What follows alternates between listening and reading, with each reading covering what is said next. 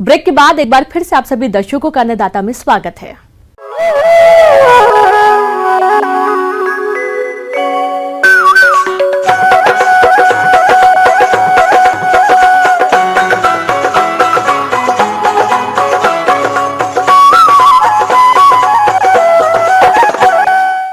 पिछले कुछ वर्षों में गिनी फाउल पालन का चलन तेजी से बढ़ा है। इसे मांस और अंडे के लिए पाला जा सकता है। इसकी सबसे अच्छी बात ये होती है कि इसको पालने में बहुत ज्यादा लागत भी नहीं लगानी पड़ती, साथ ही बाजार में इसका दाम भी अच्छा मिल जाता है।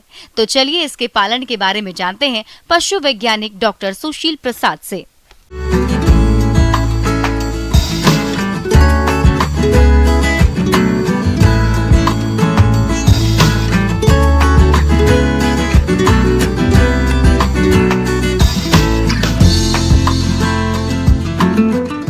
जब हम पोल्ट्री की बात करते हैं, पोल्ट्री ख़ास तौर से आम तौर पर लोग पोल्ट्री कहते हैं, मुर्गी के लिए सिर्फ करते हैं।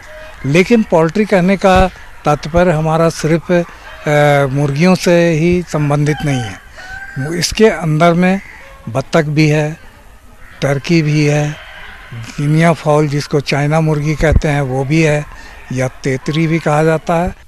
गिनी फाउल का पालन कम पूंजी वाले किसान बड़े आराम से कर सकते हैं, लेकिन आसपास अच्छी जगह होनी चाहिए जहां ये पक्षी घूम फिर सके और बाहरी चीजें खा सके। इससे इनके आहार का खर्च भी कम हो जाता है और तेजी से विकास भी होता है, जो खास तौर से उन किसान भाइयों के लिए बहुत ही लाभदायक है जहां पर चरने की व्यवस्था हो, क्योंकि ये चाइना मुर्गी यानी गिनी फाउल एक ऐसा पक्षी है जो कि स्कैवेंजिंग कहते हैं, जिसको हम चरने के इसमें अगर आपके पास कोई घेरा हो उसके अंदर में रख करके चरा करके इसका पालन कर सकते। इस पक्षी को अर्ध सघन बिछाली व्यवस्था में पालना सही रहता है। यह बहुत चंचल पक्षी होता है और घूमते रहना पसंद करते हैं, इसलिए इनके आवास में अच्छी जगह होना जरूरी होता है। तो गिनी फाउल आजकल पहले ये कहीं कहीं पर देखने को मिलता था, लेकिन अब इसका पालन भी मुर्गियों की तरह ही किया जा रहा है।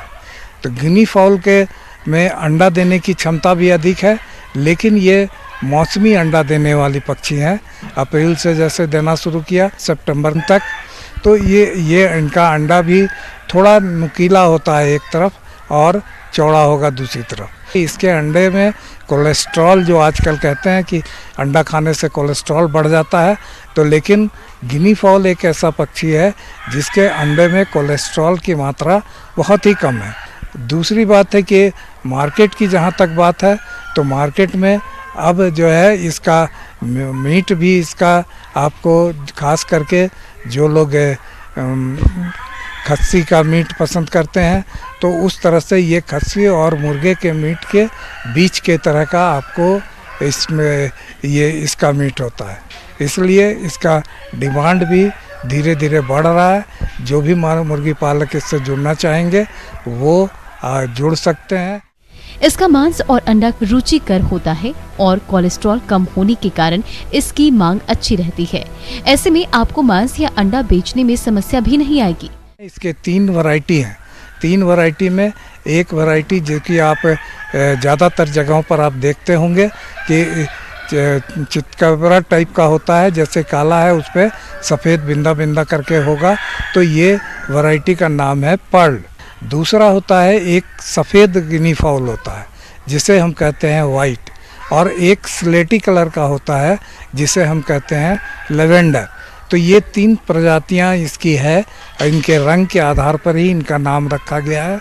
और इसका पालन के लिए आप जिस तरह से मुर्गी पालन कर रहे हैं, अगर आप के पास व्यवस्था चराने की नहीं हो तो आप इसके मुर्गियों की तरह भी पालन कर सकते हैं। लेकिन इसको बिल्कुल बंद करके मत रखिए। इसके साथ इसके घूमने के लिए जगह चाहिए। इसमें इनका बढ़वारी भी अच्छा होता है, अंडा उत्पादन भी ज़्यादा अच्छा होगा। जैसे कि इस पक्षी के पालन में आहार पर खर्च कम आता है, लेकिन अगर आवास में रखकर पालन करते हैं तो खर्च भी बढ़ेगा और इनका विकास भी धीमे ही होगा। इसलिए इनको रोज 5 घंटे घूमकर खाने के लिए जरूर छोड़ें, या फसलों को बिल्कुल नुकसान नहीं करते हैं और 50% तक आहार का खर्चा बचता है। बाहर घूमने के बावजूद इनको घर में भी आहार जरूर दें। इनको वही आहार दिया जाता है जो आहार मुर्गियों को दिया जाता है।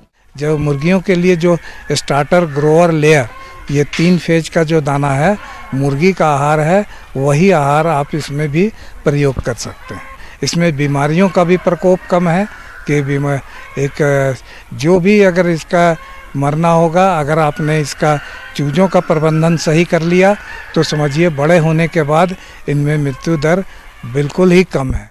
अगर आप 100 पक्षियों से इसकी शुरुआत करना चाहते हैं तो इतने पक्षियों को रखने के लिए लगभग 15 वर्ग मीटर जगह की जरूरत होती है, जिस पर आवास बनाने में 30,000 रुपए खर्च होंगे, जो कि कई सालों तक चलेगा।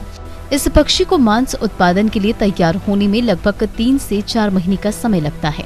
इस दौरान एक पक्षी पर ब्रूडर, चूजे, खाने के बर्तन, आहार, बिजली, दवा और अन्य कार्यों पर लगभग 75 रुपए खर्च होते हैं।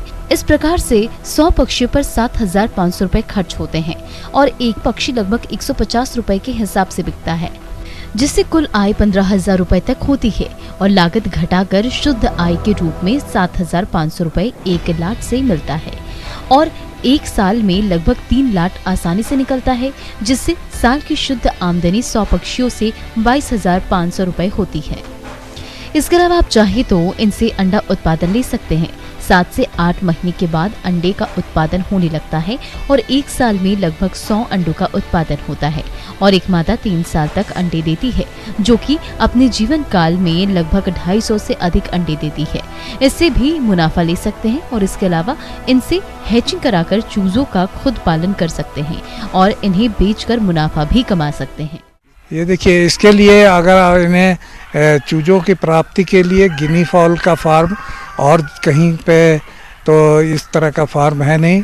आपको इज्जत नगर बरेली में केंद्रीय पक्षी अनुसंधान केंद्र है, वहाँ पर आपको संपर्क स्थापित करेंगे तो गिनी फाउल का चूजा या अंडा वहाँ से प्राप्त किया जा सकता है और वहाँ से प्राप्त करके अगर आप उसे हैचिंग कराना चाहते हैं तो कहीं भी आप हैचिंग करा सकते हैं। ये इनका चूजों का हैचिंग 28 दिन में होता है और या चूजे लाना चाहते हैं तो वहाँ से आपको चूजा या अंडा दोनों ही उपलब्ध हो जाएगा। आगे और भी है खेती बाड़ी से जुड़ी बहुत सी रोचक जानकारियां। यहाँ रुकेंगे एक और छोटे से ब्रेक के लिए।